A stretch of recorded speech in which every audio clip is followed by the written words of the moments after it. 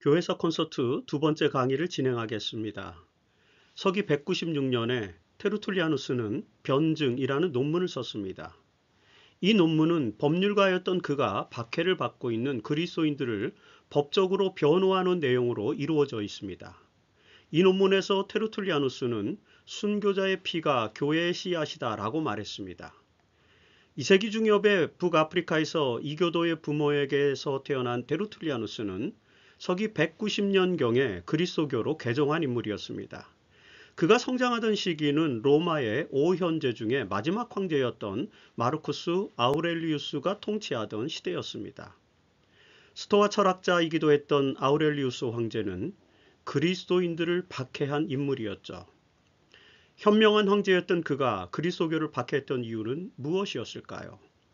초기 역사에서 그리스도교는 왜 박해를 받았으며 그 박해의 양상은 어떻게 전개되었고 그리고 그 결과는 무엇이었을까요?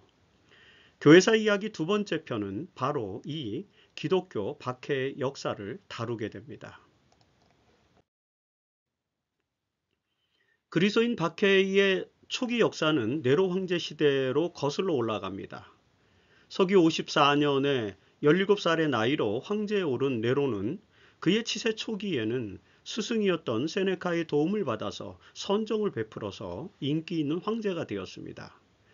그러나 시와 음악과 연극을 좋아했던 네로 황제는 이런 초기의 선정에도 불구하고 부절제한 삶 때문에 대중적인 인기가 점점 하락하기 시작했죠. 특별히 정치적인 이유로 그는 이복 동생과 그리고 모친과 아내까지 살해하면서 결국에는 폭군의 이미지도 드러내게 되었습니다. 서기 62년에 정치적인 지주였던 근위대장 브루스가 죽게 되고 그의 스승이었던 세네카마저 물러나면서 네로의 대중적 인기는 바닥으로 떨어졌습니다. 바로 그러던 중에 서기 64년에 로마에서 발생한 큰 화재로 인해서 네로 황제는 정치적으로 궁지에 몰리게 되는 것입니다. 당시 로마시의 14개 구역 중에서 10개의 구역을 불태워버린 이 대화재의 원인은 사실상 드러나지 않았습니다. 그러나 로마 시민들은 로마의 재건축을 공공연하게 주장했던 네로 황제에게 그 방화의 책임을 물었죠.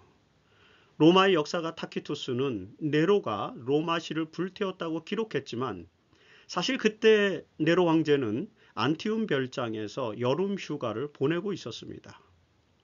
그곳에서 대화재에 대한 급보를 듣고 서둘러 로마로 돌아온 네로 황제는 그의 정치적 고립으로부터 벗어나기 위해서 이제 희생양을 찾기 시작했습니다. 그 결과로 그리스도인들이 방화범으로 지목되었던 것입니다. 당시 그리스도인들이 방화범으로 몰린 것은 신흥 종교에 대한 편견 때문이었다고 볼 수 있겠죠. 당시 로마에는 그리스도인들이 약 3,000명 정도가 있었다고 알려집니다. 그들의 신앙 형태는 로마의 전통 종교나 사상과는 어울리지 않았습니다. 특별히 유일신 사상을 강조하는 그리스도교는 로마인들의 관점에서 볼 때 무신론자들이나 다름없었습니다. 그리고 노예와 여성과 고아들과 같은 소외계층을 포용하고 그들과 함께 예배하는 관습은 너무 급진적인 사회개혁 사상가로 비춰졌죠. 여기에다가 그리스도의 살과 피를 먹고 마신다는 이 애찬 예식은 식인 풍습으로 오해되었고요. 그리고 서로를 형제자매로 부르면서 평화의 키스를 나누는 관습은 성적 문란행위로 평가되기도 하였습니다. 그래서 그리스도교를 잘 모르는 로마인들은 그들을 위험한 사교 집단으로 인식하고 있었습니다. 네로 황제는 바로 이런 대중적인 편견에 편승해서 그리스도인들을 방화범으로 몰아서 박해를 시작했던 것입니다. 네로 황제의 박해로 인해서 약 300여 명의 그리스도인들이 사형 언도를 받았고요. 특별히 서기 67년에는 로마의 두 지도자였던 베드로와 바울이 이 박해로 인해서 순교를 당하게 되는 것입니다. 사실 네로 황제의 박해는 그리스도교 박해의 역사에서 서주에 해당하는 것이었습니다. 본격적인 박해는 1세기 말에 도미티아누스가 황제가 되면서 시작되었죠. 그의 친형이었던 티투스 황제가 갑작스럽게 죽게 되고 그의 죽음으로 황제 자리에 오른 도미티아누스는 로마의 번영을 위해서 자신을 큐리오스, 즉 주님으로 부르기를 요구하면서 황제 숭배를 강요하기 시작했습니다. 이 조치에 먼저 유대인들이 강력하게 저항을 했습니다. 그러자 황제는 유대인들을 핍박하고 유대인들의 풍습을 금지하는 법령을 반포하게 되었죠. 바로 이 법령으로 인해서 안식일을 지켰던 그리스도인들도 박해의 대상이 되었던 것입니다. 이 박해로 인해서 로마의 감독이었던 클레멘트가 순교했고요. 그리고 아시아의 수도였던 에베소에서 감독 역할을 했던 사도 요한이 체포되어서 반모섬으로 유배를 당하는 그런 역사가 일어나기도 합니다. 도미티아누스 황제 사후에 네르바가 원로원에 의해서 황제에 추대되면서 우리가 잘 아는 로마의 오현제 시대가 열리게 되죠. 네르바 황제는 사실 16개월간의 짧은 기간 동안 통치를 했고 그의 뒤를 이어서 트라이아누스가 황제가 되죠. 이 트라이아누스 역시 황제 숭배를 강화했는데요. 그런 황제 숭배를 강화한 트라이아누스는 그리스도교를 이제 불법 종교로 규정하기까지 합니다. 당시에 그리스도인들이 많이 거주하고 있었던 비티니아라고 하는 지방의 총독으로 일했던 플리니우스는 이 그리스도인들의 문제로 인해서 트라이아누스 황제에게 서한을 보냈는데요. 바로 그 서한을 받은 트라이아누스 황제는 그리스도인들을 신문하고 그들이 배교를 하면 풀어주고 배교하지 않을 경우에만 처형하도록 권고를 하기도 했습니다. 이로 인해서 많은 그리스도인들이 배교 대신에 죽음을 택할 수밖에 없게 되었죠. 이 시기에 트라이아누스 황제 시기에 순교당한 대표적인 인물은 안디옥의 감독이었던 이그나티우스라고 하는 인물이었습니다. 이그나티우스는 107년경에 로마로 압송되어 순교를 당하게 됩니다. 그리고 그 외에도 시므온, 조시무스, 루푸스와 같은 사람들이 바로 트라이아누스 황제 시기에 순교를 당한 인물이 되었습니다. 오현제 시대는 하드리아누스, 안토니누스 피우스를 거쳐 마르쿠스 아우렐리우스의 통치 시기까지 이어지게 됩니다. 이들 모두 트라이아누스 황제와 같이 황제 숭배를 강화하고 그리스도교를 박해합니다. 하드리아누스 시대에는 팔레스틴에서 제2차 유대인 반란이 발생하였습니다. 황제는 이 반란을 진압하면서 안식일을 지키는 유대인들을 박멸하였고요. 그로 인해서 그리스도인들은 이제 안식일 대신에 주일에 모임을 갖는 새로운 신앙 풍습을 도입하게 되었습니다. 이로써 그리스도인들은 안식일과 주일을 함께 지키는 신앙 전통을 수립하게 되었죠. 그 다음에 안토니누스 피우스는 사실 경건한 자로 칭함을 받을 만큼 고상한 성격을 가진 황제였음에도 불구하고 그의 통치 시기에 역시 그리스도교 박해가 지속되게 됩니다. 사실 이 시기에는 안토니누스 피우스 황제에 의한 박해였다기보다는 속주의 총독들이 스스로 나서서 자행한 박해의 성격이 컸습니다. 이 시기에 그리스도교 순교사에서 가장 유명한 일화가 된 사도 요한의 제자이자 서머나의 감독이었던 폴리카르푸스의 순교 사건이 발생하게 되죠.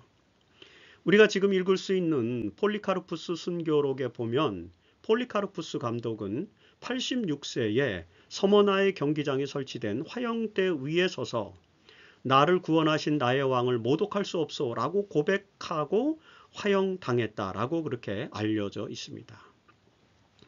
이 안토니누스 피우스에 이어서 황제가 된 마르쿠스 아우렐리우스 황제는 사실 스토아 학파를 대표하는 철학자이자 매우 고상한 황제임에 틀림없습니다. 그럼에도 불구하고 아우렐리우스 황제 역시 그리스도교 박해의 중심에 있었죠. 사실 2세기 기독교 박해 역사에서 가장 대표적인 박해가 일어난 것은 바로 이 아우렐리우스 황제 시대였습니다. 공교롭게도 이 황제의 재위 초기에 로마에서 큰 홍수가 일어났고요. 그리고 그 홍수로 인해서 전염병이 만연하게 되었습니다. 이런 자연재해가 끊이지 않았죠. 마르쿠스 아우렐리우스 황제는 이 모든 자연재해의 현상이 제국의 신들의 진노 때문에 발생한 것이라고 믿고 이교 숭배와 황제 숭배를 거절하는 그리스도인들에게 책임을 전가하게 되었던 것입니다. 그래서 그는 속주의 전역에서 총독들에 의해 자행되는 그리스도교 박해를 적극 지원하게 되죠. 그 결과로 2세기 최대의 박해 역사가 전개되었습니다. 마르쿠스 아우렐리우스 황제의 박해에서 희생당한 대표적인 순교자가 바로 유스티누스라고 하는 인물입니다. 이 유스티누스는 마르티루 유스티누스, 즉 순교자 유스티누스로 알려진 그런 인물이죠. 이 사람은 2세기 최고의 기독교 신학 철학자였습니다. 로고스 철학에 기반하여 요한복음에서 로고스 대신 하나님인 예수 그리스도를 영접한 유스티누스는 그리스도교를 박해하는 당국자들에게 변증서를 써서 보내기까지 했습니다. 그 변증서에서 유스티누스는 그리스도인들은 세상의 법을 따르지만 법보다도 더 높은 삶의 방식을 따르기 때문에 다른 사람들과 다른다라고 하는 것을 호소하면서 기독교를 적극 변증하였죠. 그럼에도 불구하고 황제들의 박해는 멈추지 않았습니다. 서기 165년경에 이 유스티누스는 로마의 장관이었던 유니우스 루스티쿠스 앞으로 끌려가게 됩니다. 루스티쿠스는 그에게 그리스도인인지를 물었고요. 유스티누스는 그렇다라고 이렇게 대답을 하게 됩니다. 그래서 그곳에서 참수형에 처해지게 되죠. 그리고 리옹의 감독이었던 포티누스도 90세의 나이에 폭토들에게 살해되는 그런 순교 역사가 또 일어납니다. 그리고 여러분, 이 시기에 순교사의 역사에서 가장 유명한 인물인 블란디나라고 하는 노예 여성도 등장을 합니다. 프랑스 리옹에서 재판을 받은 이 여자 노예 블란디나는 황제를 분양하라는 명령을 거부했고요. 그래서 원형극장에서 십자가에 달리게 되었습니다. 그리고 굶주린 짐승들을 그녀 앞에 풀어놓았는데요. 맹수들이 꼼짝도 하지 않았다고 합니다. 그러자 화가 난 군중들은 그녀에게 채찍질을 가하며 불로 그녀를 지졌습니다. 그래도 신앙을 포기하지 않자 마침내 군중들은 그녀를 성난 황소 앞에 내던지고 그 성난 황소의 뿔에 치여 죽게 만드는 그런 순교 역사를 또 만들어 가게 되었습니다. 3세기 들어서서도 박해는 계속되었습니다. 마르쿠스 아우렐리우스 사망 이후에 그의 아들 코모도스에 의해서 잔인한 통치가 시작되었고요. 그 후에는 군인 황제들이 등장하면서 로마의 혼란기가 열리게 됩니다. 이 혼란기를 잠재우고 단독 황제의 지위에 오른 세베루스라고 하는 인물이 있었는데요. 이 세베루스 황제는 관료제를 강화하면서 실추된 황제의 권위를 다시 끌어올리는 일을 했습니다. 이 과정에서 그리스도교로 개종을 금지시키는 법령을 반포해서 그 법령을 어기는 사람들을 대상으로 해서 다시 박해가 시작되었던 것입니다. 이 시기에 레오니다스 그리고 페르페투아 같은 그런 순교자가 발생하게 되었습니다. 무엇보다도 사도 요한과 폴리카르푸스의 계보를 잇는 교부 중에 한 사람이었던 이레네우스가 바로 이 시기에 리옹에서 순교를 당하게 됩니다. 그는 리옹의 순교자 포티누스의 감독의 후임으로 리옹 교회를 지도했던 감독이었는데요. 바로 이 시기에 순교자의 길을 걸을 수밖에 없는 그런 불운의 역사를 맞게 되었습니다. 특별히 3세기의 그리스도교 박해에서 매우 특징적인 것은 데키우스와 발레리아누스 시대에 전개된 박해의 현상이었습니다. 데키우스는 황제 숭배를 제국 전체로 확장하여서 그리스도교 박해를 이끌었습니다. 특히 이 데키우스는 순교자를 만드는 것보다는 변절자를 만들어내는 치밀한 전략을 세웠죠. 이 일로 인해서 교회에는 고백자와 변절자 논란에 휩싸이게 되었고요. 이 일로 인해서 나중에 도나투스파 운동이 벌어지기까지 했습니다. 황제와 총독들은 교회의 감독들을 붙잡아다가 신앙을 포기하도록 유도하여서 변절자를 만들어냈습니다. 나중에 그들이 신앙 고백을 통해 교회로 다시 들어왔을 때 감독직을 유지할 수 있는지에 대한 논쟁이 일어나게 된 것. 이것이 바로 도나투스 논쟁의 본질이죠. 이 일로 인해서 그리스도교는 순수성을 잃게 되면서 점점 세속화의 길로 가게 되었습니다. 발레리아누스 시대에 순교한 대표적인 지도자는 바로 오리게네스라고 하는 인물이었죠. 초기 기독교 역사에서 최고의 신학자 중에 한 사람이었던 오리게네스는 이 시기에 순교를 당한 그런 순교자의 정신을 가진 그리스도인이었음을 우리는 알게 됩니다. 그리스도교 박해의 역사는 4세기 초까지 이어지게 됩니다. 특별히 4세기의 여명의 디오클레티아누스 시대에 박해가 자행되었죠. 303년에 로마의 황궁에서 두 차례의 화재가 발생하였는데 당시 부황제였던 갈레리우스는 그 황제의 책임을 그리스도인들에게 전가시켰습니다. 역사가들에 의하면 갈레리우스가 일부러 화재를 일으켜 군인으로서 봉사하려 하지 않는 그리스도인들을 박해할 구실을 삼았던 것으로 이해됩니다. 이 일로 인해서 박해가 일어나서 3,000명 이상의 그리스도인들이 순교를 당했습니다. 이 박해에서 세바스티아누스를 포함해서 마우리티우스 그리고 알바누스와 같은 인물들이 순교를 당했고요. 이들은 지하 묘지인 카타콤에 안치되었습니다. 디오클레티아누스 박해는 4세기 초의 교회를 피로 물들였습니다. 그러나 그 깊은 어둠은 새벽이 오고 있음을 알리는 신호이기도 했죠. 디오클레티아누스 황제의 뒤를 이어 황제가 된 인물은 바로 콘스탄티누스였는데 그리스도의 도움으로 막센시우스를 물리치고 밀비아누스 전투에서 승리한 콘스탄티누스는 313년 밀라노 칙령을 통해 그리스도교를 공인하고 기독교의 박해를 중지시키는 그런 일을 하였습니다. 이로 인해서 팍스 크리스티 그리스도교의 평화로 가는 길을 열게 된 것이죠. 이런 엄청난 박해에도 불구하고 그리스도교가 로마 사회에서 뿌리를 굳건하게 내릴 수 있었던 것은 몇 가지 특징 때문이었습니다. 먼저 그리스도인들은 가정생활에 충실하고 결혼생활에 모본을 보이는 등 윤리적으로 매우 신실한 삶을 살았습니다. 그리고 그들은 노예와 여성들을 평등하게 대했고요. 가난한 자들을 돕는 삶을 살았습니다. 아울러 소박하고 검소하며 절제하는 삶을 살았죠. 그리고 또 이 그리스도인들은 원수를 사랑하고 살생을 금지하고 용서하는 정신을 보여주었습니다. 사실상 그리스도인들은 스토아주의자들이 강조했던 세계 시민을 넘어서 하늘 시민으로서의 가치관을 보여준 것입니다.